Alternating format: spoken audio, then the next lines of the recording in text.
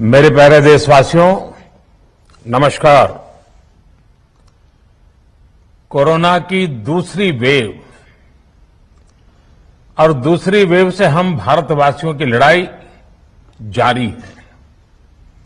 दुनिया के अनेक भारत भी इस लड़ाई के दौरान बहुत बड़ी पीड़ा से गुजरा है।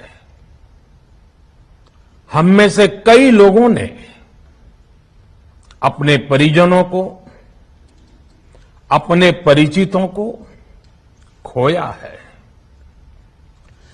ऐसे सभी परिवारों के साथ मेरी पूरी संवेदनाएं हैं। साथियों, बीते 100 वर्षों में आई ये सबसे बड़ी महामारी है, त्रासदी है। इस तरह की महामारी आधुनिक विश्व ने न देखी थी न अनुभव की थी। इतनी बड़ी वैश्विक महामारी से हमारा देश कई मोर्चों पर एक साथ लड़ा है। कोविड अस्पताल बनाने से लेकर आईसीयू बेड्स की संख्या बढ़ानी हो, भारत में वेंटिलेटर बनाने से लेकर टेस्टिंग लैब्स का एक बहुत बड़ा नेटवर्क तैयार करना हो, कोविड से लड़ने के लिए बीते 1.25 साल में ही देश में एक नया हेल्थ इंफ्रास्ट्रक्चर तैयार किया गया है। सेकंड वेव के दौरान अप्रैल और मई के महीने में भारत में मेडिकल ऑक्सीजन की डिमांड अकल्पनीय रूप से बढ़ गई थी। भारत के इतिहास में कभी भी इतनी मात्रा में मेडिकल ऑक्सीजन की जरूरत कभी भी महसूस नहीं की गई। इस जरूरत को पूरा करने के लिए युद्ध स्तर पर काम किया गया। सरकार के सभी तंत्र लगे। ऑक्सीजन रेल चलाई गई, एयरफोर्स के विमानों को लगाया गया, नौसेना को लगाया गया। बहुत ही कम समय में लिक्विड मेडिकल ऑक्सीजन के प्रोडक्शन में 10 गुना से ज्यादा बढ़ाया गया। दुनिया के हर कोने से, जहां कहीं से भी जो कुछ भी उपलब्ध हो सकता था उसको प्राप्त करने का भरसक प्रयास किया गया, लाया गया। इसी तरह जरूरी दवाओं के प्रोडक्शन को कई गुना बढ़ाया गया। विदेशों में जहां भी दवाइयां उपलब्ध हो वहां से उन्हें लाने में कोई कोर कसर बाकी नहीं छोड़ी गई। साथियों, कोरोना जैसे अदृश्य और रूप बदलने वाले दुश्मन के खिलाफ लड़ाई में सबसे प्रभावी हथियार कोविड प्रोटोकॉल है। मास्क, 2 गज की दूरी और बाकी सारी सावधानियां उसका पालन ही है।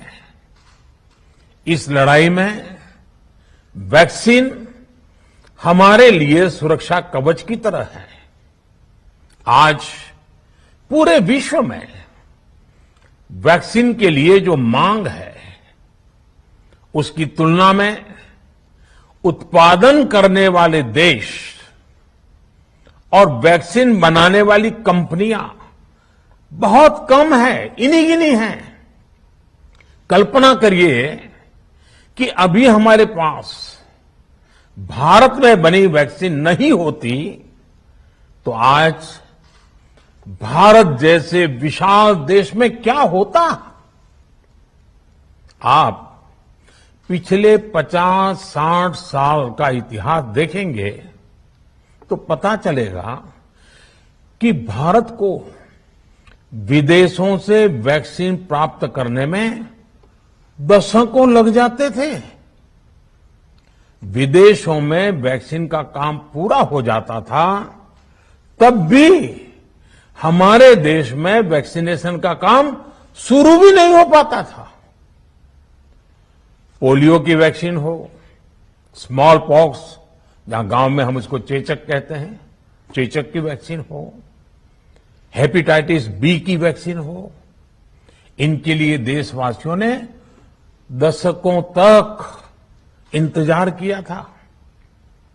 जब 2014 में देशवासियों ने हमें सेवा का अवसर दिया, तो भारत में वैक्सीनेशन का कवरेज 2014 में भारत में वैक्सीनेशन का कवरेज सिर्फ 60% के आसपास था, 60% के आसपास था। और हमारी दृष्टि में ये बहुत चिंता की बात थी। जिस रफ्तार से भारत का टीकाकरण कार्यक्रम चल रहा था, उस रफ्तार से देश को 100% टीकाकरण कवरेज का लक्ष्य हासिल करने में करीब करीब 40 साल लग जाते हैं। हमने इस समस्या के समाधान के लिए मिशन इंद्रधनुष को लॉन्च किया। हमने तय किया कि मिशन इंद्रधनुष के माध्यम से युद्ध स्तर पर वैक्सीनेशन किया जाएगा और देश में जिसको भी वैक्सीनेशन की जरूरत है उसे वैक्सीन देने का प्रयास होगा। हमने मिशन मोड में काम किया और सिर्फ 5-6 साल में ही वैक्सीनेशन कवरेज 60% से बढ़कर 90% से भी ज्यादा हो गई। 60 से 90, यानी हमने वैक्सीनेशन की स्पीड भी बढ़ाई और दायरा भी बढ़ाया।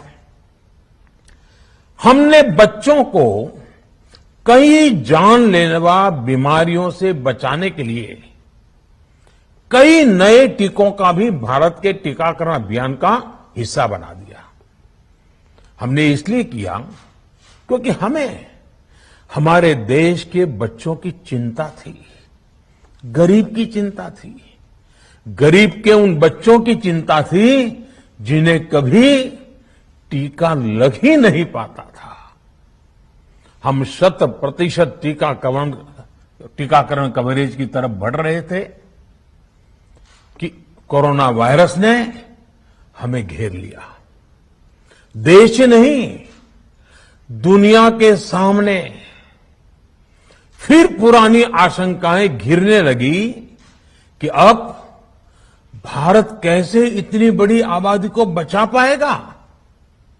लेकिन साथियों, जब नीयत साफ होती है, नीति स्पष्ट होती है, निरंतर परिश्रम होता है, तो नतीजे भी मिलते हैं।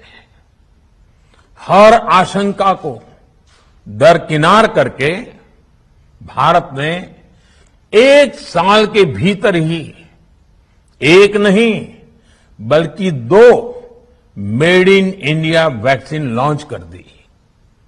हमारे देश ने, देश के वैज्ञानिकों ने ये दिखा दिया कि भारत बड़े बड़े देशों से पीछे नहीं है। आज जब मैं आपसे बात कर रहा हूं तो देश में 23 करोड़ से ज्यादा वैक्सीन की डोज दी जा चुकी है। 23 करोड़। साथियों, हमारे यहां कहा जाता है विश्वासेन सिद्धिः, विश्वासेन सिद्धिः, अर्थात हमारे प्रयासों में हमें सफलता तब मिलती है जब हमें स्वयं पर विश्वास होता है। हमें पूरा विश्वास था कि हमारे वैज्ञानिक बहुत ही कम समय में वैक्सीन बनाने में सफलता हासिल कर लेंगे।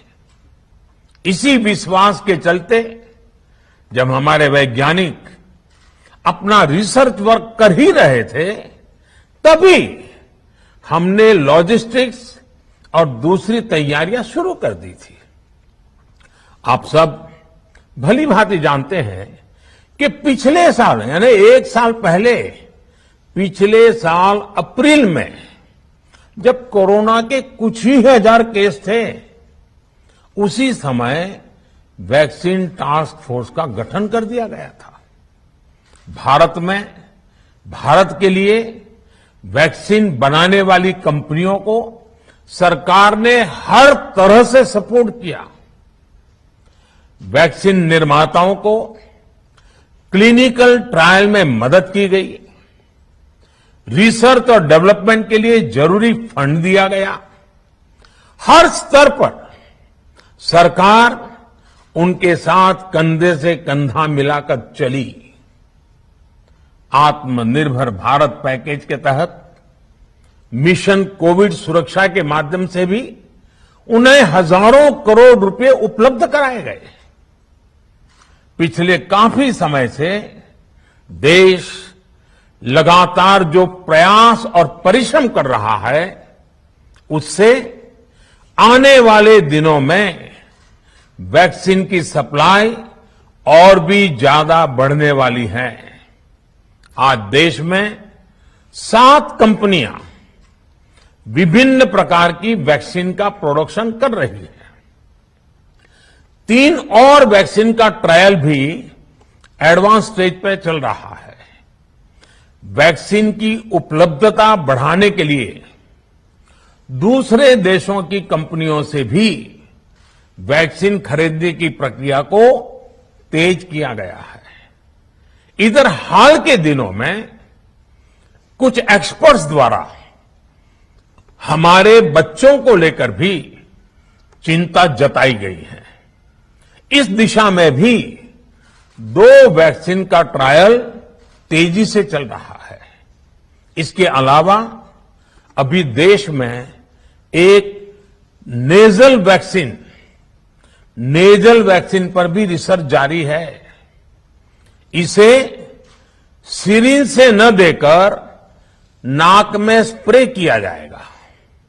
देश को अगर निकट भविष्य में इस वैक्सीन पर सफलता मिलती है, तो इससे भारत के वैक्सीन अभियान में और ज्यादा तेजी आएगी। साथियों, इतने कम समय में वैक्सीन बनाना अपने आप में पूरी मानवता के लिए बहुत बड़ी उपलब्धि है, लेकिन इसकी अपनी सीमाएं भी हैं। वैक्सीन बनने के बाद भी दुनिया के बहुत कम देशों में वैक्सीनेशन प्रारंभ हुआ और ज्यादातर समृद्ध देशों में ही शुरू हुआ। WHO ने वैक्सीनेशन को लेकर गाइडलाइंस दी। वैज्ञानिकों ने वैक्सीनेशन की रूपरेखा रखी और भारत ने भी जो अन्य देशों की बेस्ट प्रैक्टिसेस थी, विश्व स्वास्थ्य संगठन WHO के मानक थे, उसी आधार पर चरणबद्ध तरीके से वैक्सीनेशन करना तय किया। केंद्र सरकार ने मुख्यमंत्रियों के साथ हुई अनेकों बैठकों से जो सुझाव मिले, संसद के विभिन्न दलों के साथियों द्वारा जो सुझाव मिले, उसका भी पूरा ध्यान रखा। इसके बाद ही ये तय हुआ कि जिन्हें कोरोना से ज्यादा खतरा है, उन्हें प्राथमिकता दी जाएगी। इसलिए ही हेल्थ वर्कर्स, फ्रंटलाइन वर्कर्स, 60 वर्ष की आयु से ज्यादा के नागरिक, बीमारियों से ग्रसित 45 वर्ष से ज्यादा आयु के नागरिक, इन सभी को वैक्सीन पहले लगनी शुरू हुई है।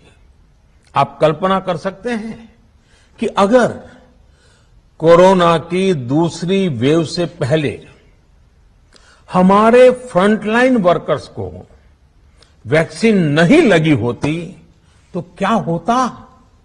सोचिए, हमारे डॉक्टर्स, नर्सिंग स्टाफ को वैक्सीन ना लगी तो क्या होता?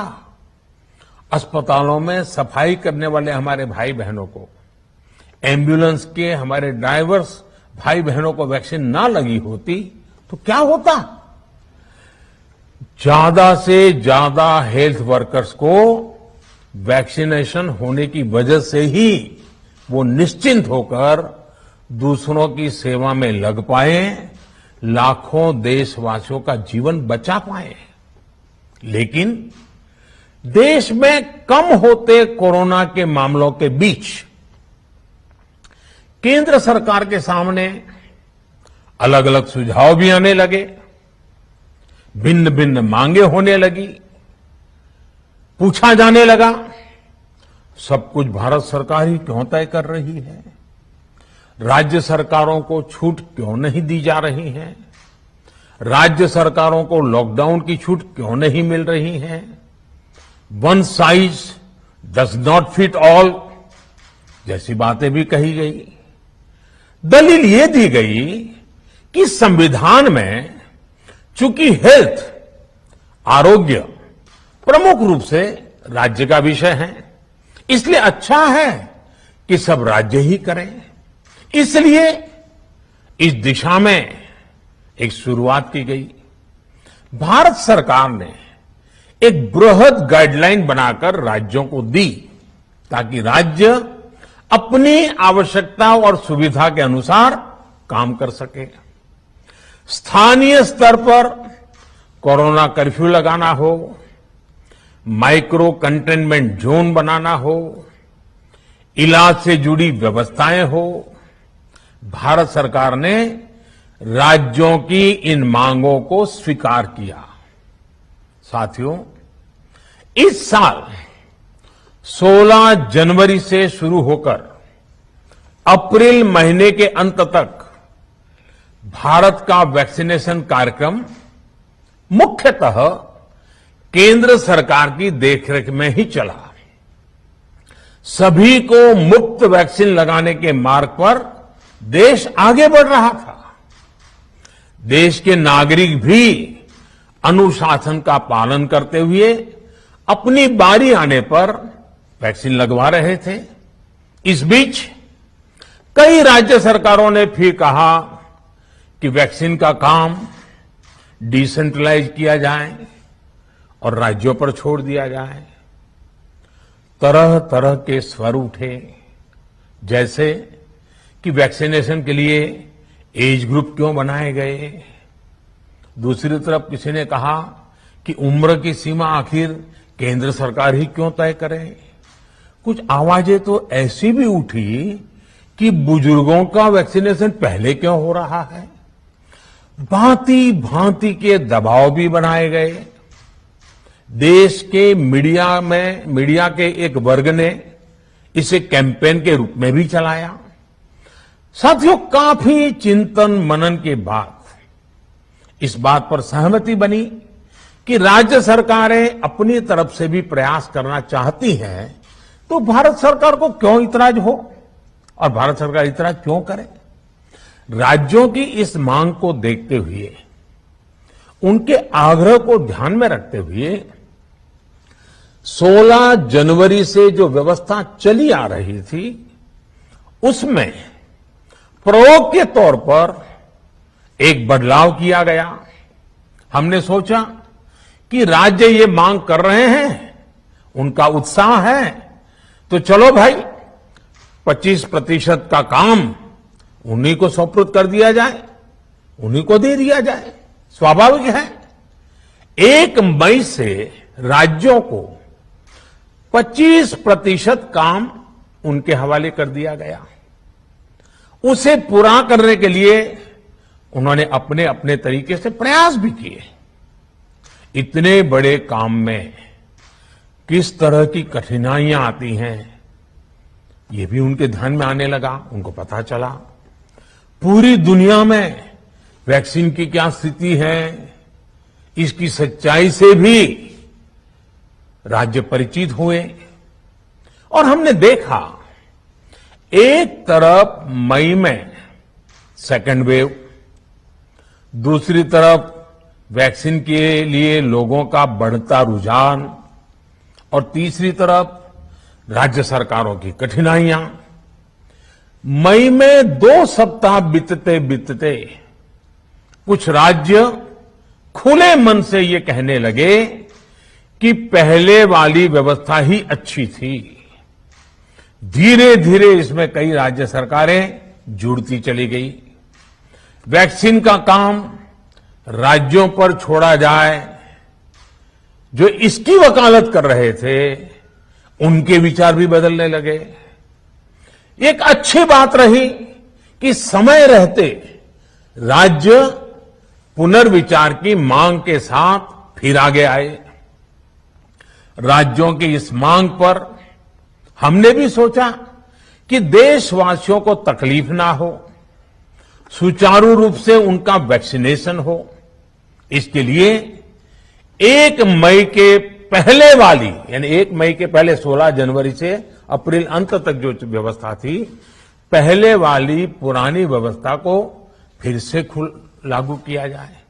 साथियों, आज ये निर्णय लिया गया है कि राज्यों के पास वैक्सीनेशन से जुड़ा जो 25% काम था, उसकी जिम्मेदारी भी भारत सरकार उठाएगी। ये व्यवस्था आने वाले 2 सप्ताह में लागू की जाएगी। इन 2 सप्ताह में केंद्र और राज्य सरकारें मिलकर नई गाइडलाइंस के अनुसार आवश्यक तैयारी कर लेंगी। संयोग है कि 2 सप्ताह बाद 21 जून को ही अंतर्राष्ट्रीय योग दिवस भी है। 21 जून सोमवार से देश के हर राज्य में 18 वर्ष से ऊपर की उम्र के सभी नागरिकों के लिए भारत सरकार राज्यों को मुफ्त वैक्सीन मुहैया कराएगी। वैक्सीन निर्माताओं से कुल वैक्सीन उत्पादन का 75% हिस्सा भारत सरकार खुद ही खरीदकर राज्य सरकारों को मुफ्त देगी। यानी देश की किसी भी राज्य सरकार को वैक्सीन पर कुछ भी खर्च नहीं करना होगा। अब तक देश के करोड़ों लोगों को मुफ्त वैक्सीन मिली है। अब 18 वर्ष की आयु के लोग भी इसमें जुड़ जाएंगे। सभी देशवासियों के लिए भारत सरकार ही मुफ्त वैक्सीन उपलब्ध करवाएगी।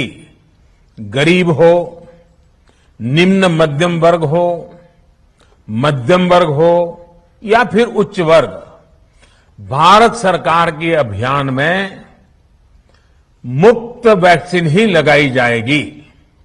हां, जो व्यक्ति मुफ्त में वैक्सीन नहीं लगवाना चाहते, प्राइवेट अस्पताल में वैक्सीन लगवाना चाहते हैं, उनका भी ध्यान रखा गया है। देश में बन रही वैक्सीन में से 25% प्राइवेट सेक्टर के अस्पताल सीधे ले पाए, ये व्यवस्था जारी रहेगी। प्राइवेट अस्पताल वैक्सीन की निर्धारित कीमत के उपरांत एक डोज पर अधिकतम 150 रुपये ही सर्विस चार्ज ले सकेंगे। इसकी निगरानी करने का काम राज्य सरकारों के पास ही रहेगा। साथियों, हमारे शास्त्रों में कहा गया है प्राप्य आपदम न व्यथते कदाचित,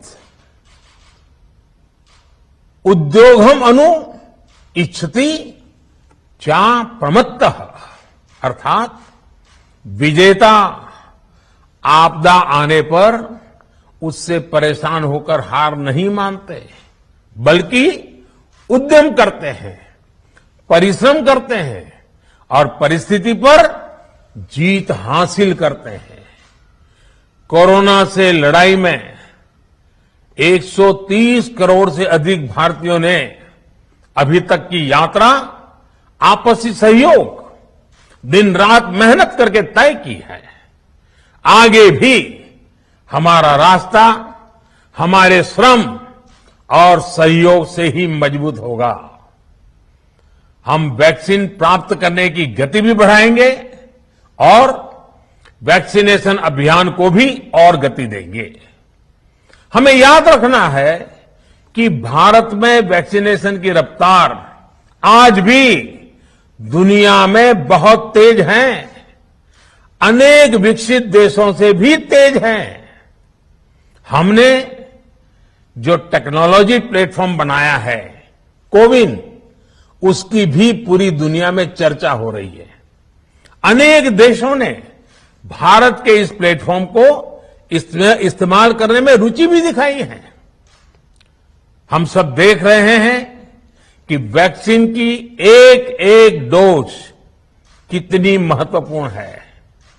हर डोज से एक जिंदगी जुड़ी हुई है।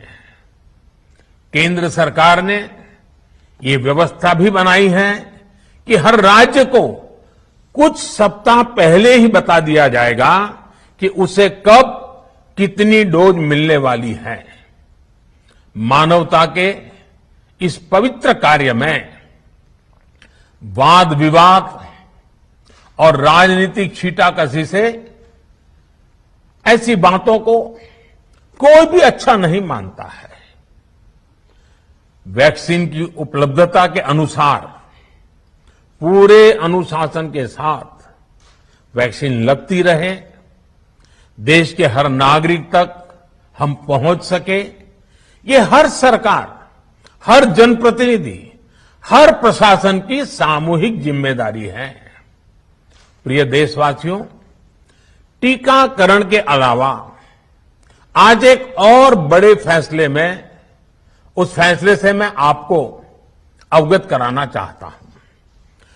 पिछले वर्ष जब कोरोना के कारण लॉकडाउन लगाना पड़ा था, तो प्रधानमंत्री गरीब कल्याण अन्न योजना के तहत 8 महीने तक 80 करोड़ से अधिक देशवासियों को मुफ्त राशन की व्यवस्था हमारे देश ने की थी। इस वर्ष भी दूसरी वेव के कारण मई और जून के लिए भी इस योजना का विस्तार किया गया था। आज सरकार ने फैसला लिया है कि प्रधानमंत्री गरीब कल्याण अन्न योजना को अब दीपावली तक आगे बढ़ाया जाएगा। महामारी के इस समय में सरकार गरीब की हर जरूरत के साथ उसका साथी बनकर खड़ी है। यानी नवंबर तक 80 करोड़ से अधिक देशवासियों को हर महीने तय मात्रा में मुफ्त अनाज उपलब्ध होगा।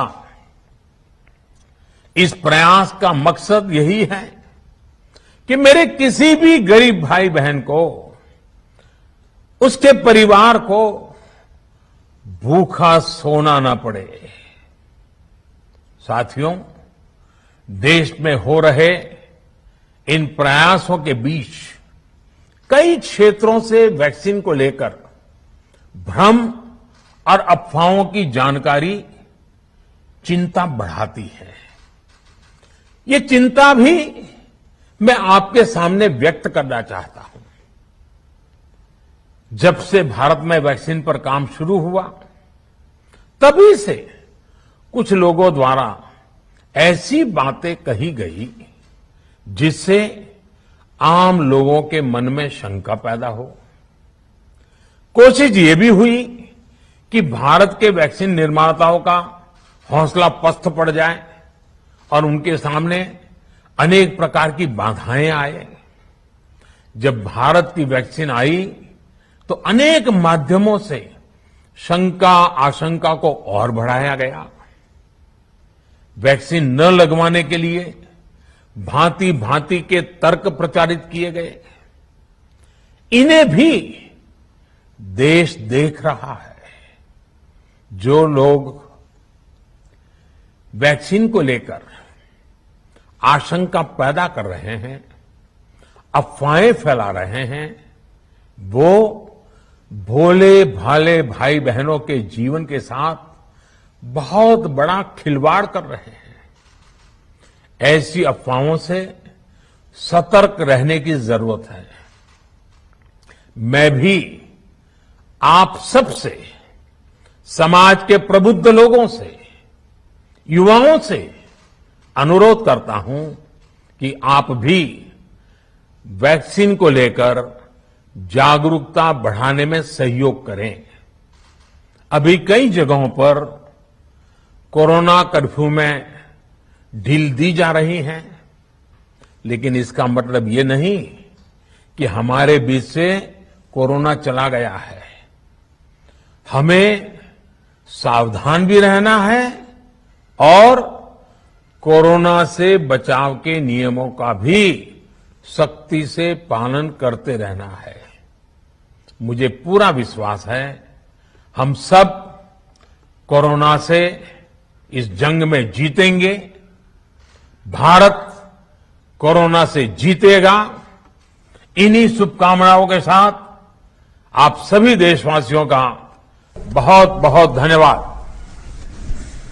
హలో సార్ మేడం యాదాద్రి సమీపంలో భువనసూర డెవలపర్స్ వెంచర్లో గజం కేవలం 6,600కే మీకు అర్థమవుతుందా?